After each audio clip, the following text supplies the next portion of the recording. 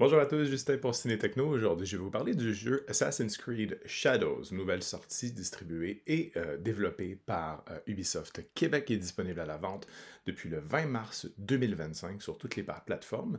Évidemment, Assassin's Creed Shadows est la continuité, ou en fait un nouvel opus de la fameuse série très connue Assassin's Creed développée par Ubisoft, qui donc est un jeu de rôle d'action et d'aventure qui met l'emphase sur la furtivité et la discrétion.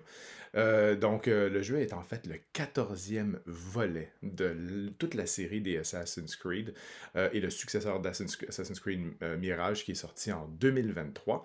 Et aussi, c'est quelque chose qui est très différent parce que, bon, c'est la toute première fois qu'on se rend compte qu'en fait, c'est un Assassin's Creed qui se passe au Japon, pas n'importe quel Japon, le Japon du 16e siècle, vers la fin de la période Sengoku, où le jeu donc se concentre sur la lutte millénaire entre la confrérie des assassins qui combat pour la paix et la liberté et l'ordre des Templiers qui désirent la paix par le contrôle, hein, du point de vue de deux protagonistes.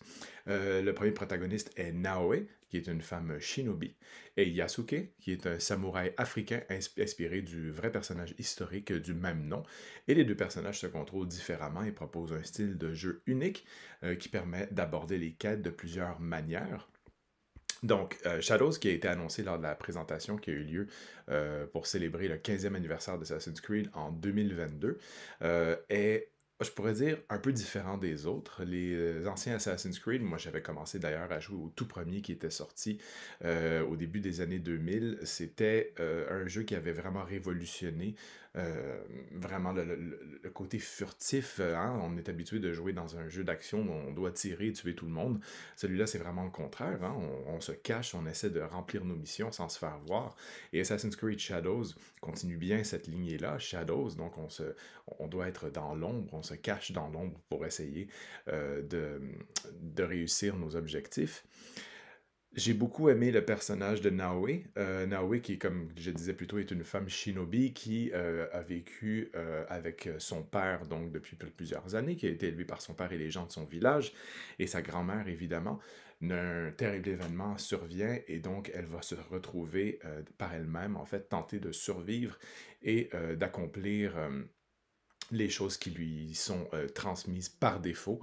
Donc vous allez voir, donc elle a beaucoup de pression sur elle et elle va devoir s'en sortir de par elle-même et développer elle-même ses facultés d'assassin, si on veut, un peu comme nous, hein, on apprend en même temps qu'elle avec des tutoriels qui sont très intéressants. Et donc parfois, je pourrais dire, si vous me permettez le mot anglais, on shift vers le personnage de Yasuke et on se penche sur une histoire qui a été un peu, je pourrais dire, inventé de la part d'Assassin's Creed, parce que Yasuke, qui est un samouraï africain qui a réellement existé, on en connaît peu sur son histoire, donc ça a donné un peu de liberté d'expression aux gens d'Assassin's Creed, ce qui apporte vraiment une touche exceptionnelle, je trouve, et on lui donne une personnalité vraiment différente de tous ceux qui l'entourent. Et c'est vraiment très agréable parce que la façon dont il se déplace, c'est vraiment un côté très samouraï. Donc c'est la façon dont il se bat, donc la façon dont ses positions quand il bloque, quand il se déplace. Aussi, lorsqu'on bouge avec son costume de samouraï, c'est un peu plus encombrant, les mouvements sont différents comparé à Naoe on porte un vêtement traditionnel japonais pour commencer, et donc qui va porter par la suite un costume un peu plus inspiré des assassins comme on les connaît. Bref, on a deux facultés, deux possibilités différentes que nous offre Assassin's Creed Shadows, et c'est vraiment très très bien fait. J'ai trouvé que les contrôles étaient vraiment très similaires à ceux que j'ai vus précédemment. J'ai un peu de difficulté à contrôler parfois le cheval de Naoe, parce que les mouvements sont souvent un peu très très fluides, si on veut, et c'est facile de se perdre euh, quand on est pris dans l'action, dans les mouvements. Donc c'est un peu trop fluide à mon avis parfois. Par contre, ce que j'ai beaucoup aimé, parce qu'avant de commencer à jouer avec Assassin's Creed Shadows, j'avais récemment terminé de jouer au jeu Star Wars Jedi Fallen Empire et son second aussi, Jedi Survivor. Et j'ai vraiment trouvé que le style de combat se rapprochait vraiment beaucoup de ceux de ces deux jeux, de ces deux jeux-là de Star Wars. Et donc, ça a été très facile pour moi de m'adapter. Je me demande même si c'est pas devenu une espèce de standard, si on veut. Point de vue des contrôles de jeu, c'est avoir dans dans plusieurs autres jeux que je vais essayer par la suite, mais c'est très facile de contrôler les combats, c'est très intuitif. Aussi la façon dont le personnage de Naoe se met à parfois prier, si on veut, ou se recueillir dans la méditation pour développer des facultés différentes ou pour se guérir aussi. Euh, Ça rappelle un peu le moment de méditation dans les jeux de Star Wars Jedi, Fallen Empire et Survivor. Donc je me demande s'il n'y a pas comme une espèce de, euh, comment je pourrais dire, d'inspiration indirecte ou peut-être même directe. Donc pour ceux qui sont fans des jeux que je viens de mentionner de Star Wars, vous allez vous retrouver très facilement dans Assassin's Creed Shadows. Donc voilà, la trame narrative est vraiment très intéressante. Les personnages sont très bien développés. Les missions sont intéressantes aussi. Les dialogues, c'est super parce que, bon, des fois, on arrive peu souvent, mais quand ça arrive, c'est quand même très intéressant de contrôler ce que l'on va dire à un personnage non jouable. Donc, on a la chance de, entre deux, souvent, direction de dialogue. Donc, on choisit le dialogue que l'on veut dire par la suite. Donc, ça, c'est bien. Surtout quand il vient temps, en fait, de tomber dans des cinématiques. Les cinématiques, il y en a beaucoup dans Assassin's Creed, surtout au début du jeu. J'ai remarqué que parfois, je commençais à trouver ça long d'être tout le temps dans les cinématiques. J'avais le goût de jouer au point tel où parfois j'oubliais les contrôles. Ok, je suis un gamer d'expérience depuis, mon Dieu, 10 ans, depuis maintenant 30 ans. Je joue à des jeux vidéo et donc les cinématiques étaient longues. Étant donné qu'on avait passé peu de temps au tutoriel de début du jeu à s'adapter au personnage, on tombe dans les cinématiques très rapidement, mais des cinématiques qui durent très longtemps.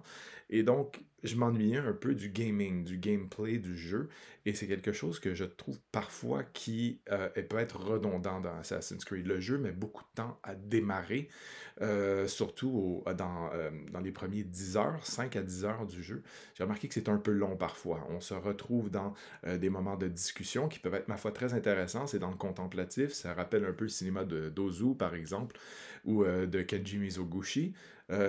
Et aussi, bien sûr, la série télé qui est sortie il n'y a pas très longtemps de Shogun.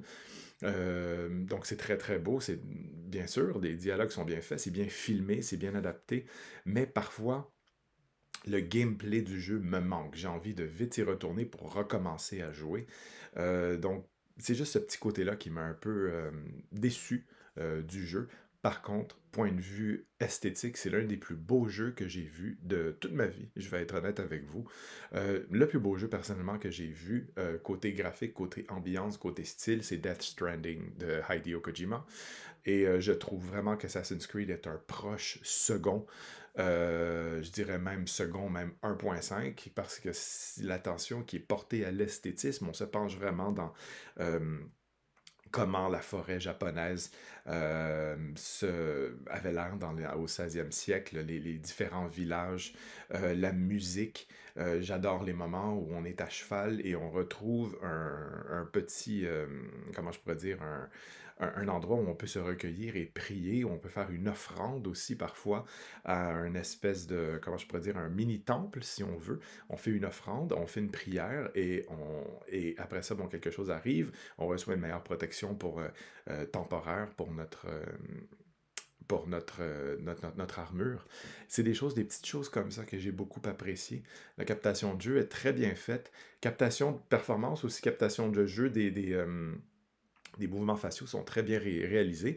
Parfois, j'ai trouvé que l'acting au début ne correspondait pas toujours à la performance que je voyais de l'actrice qui joue Naoe.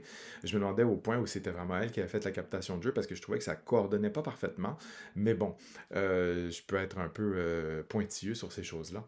Mais finalement, c'est un jeu qui est très entraînant. C'est un jeu auquel on a le goût de retourner jouer parce qu'il y a beaucoup de choses qui se passent et j'espère vraiment que au bout de plusieurs heures, on va avoir un peu moins de cinématiques et qu'on va avoir un petit peu plus de moments de jeu parce que les moments de jeu sont vraiment sacrés, sont vraiment super et intéressants. Assassin's Creed Shadows, c'est un jeu que je recommande chaudement. Pour les fans d'Assassin's Creed, évidemment, comme moi, qui ont joué à ces jeux depuis, mon Dieu, plusieurs années maintenant, mais pour ceux qui s'y intéressent, suivant la vague Shogun qui est arrivée l'année dernière, donc si vous vous intéressez un peu au Japon médiéval du 16e siècle, de cette période, donc Sengoku, qui est vraiment magnifique, avec des personnages qui sont riches, les graphismes qui sont à couper le souffle, et aussi les possibilités narratives qu'on nous offre. Bref, chez Assassin's Creed Shadows, j'ai les joué sur PlayStation 5, je vous le recommande chaudement. Euh, donc voilà, c'est sans aucun doute l'un des meilleurs opus qu'Assassin's Creed qu'Ubisoft nous a permis de jouer dernièrement. C'est quelque chose que je vous recommande chaudement. Merci beaucoup et amusez-vous bien.